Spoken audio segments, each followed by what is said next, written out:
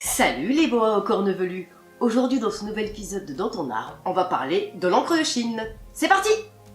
Alors pour commencer, petite question. Cette encre est vraisemblablement originaire de Chine.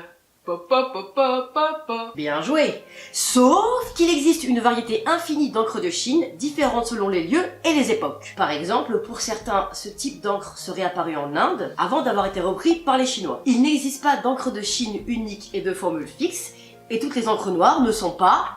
de Chine. Et je dis oui, madame! Le pigment de l'encre de Chine est le noir de fumée. Elle est légèrement brune et ça se voit une fois que l'encre est diluée. Pas comme mes cheveux.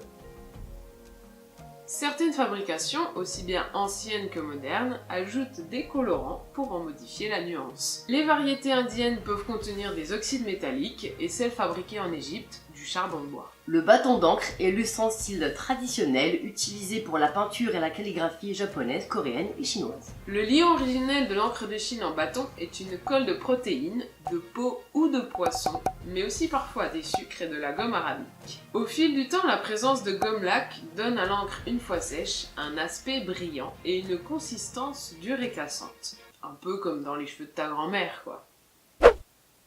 On ajoute parfois des sucs végétaux qui ont une action tannante et la rendent indélébile. Comment s'en sert-on, nous direz-vous? La préparation consiste à moudre le bâton à encre sur la pierre à encre avec de l'eau. Les bâtons pour l'écriture sont noirs, tandis que pour la peinture, ils peuvent être de diverses couleurs. Au Japon, l'encre en bâton est confectionnée à partir de suie de pin, d'huile végétale et de colle animale. Roulé sous les aisselles.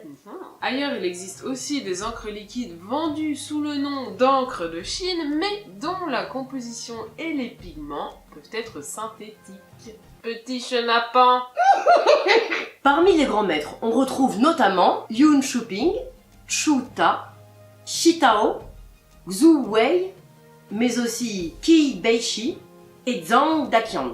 Sorry pour l'accent. Ces deux peintres du XXe siècle ont détrôné en 2011, je vous le donne dans le mille, Pablo Picasso au rang des artistes les mieux cotés sur le marché international. Et ça mon petit, ça s'en jette, ça s'en jette.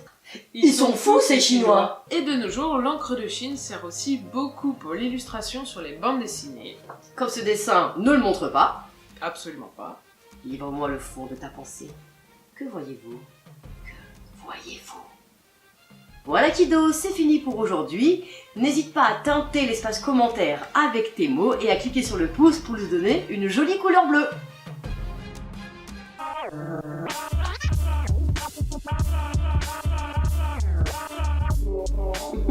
Mais ça c'est l'encre de Chine, montre.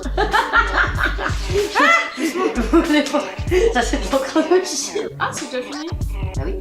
Oh bah dis donc, c'est déjà fini.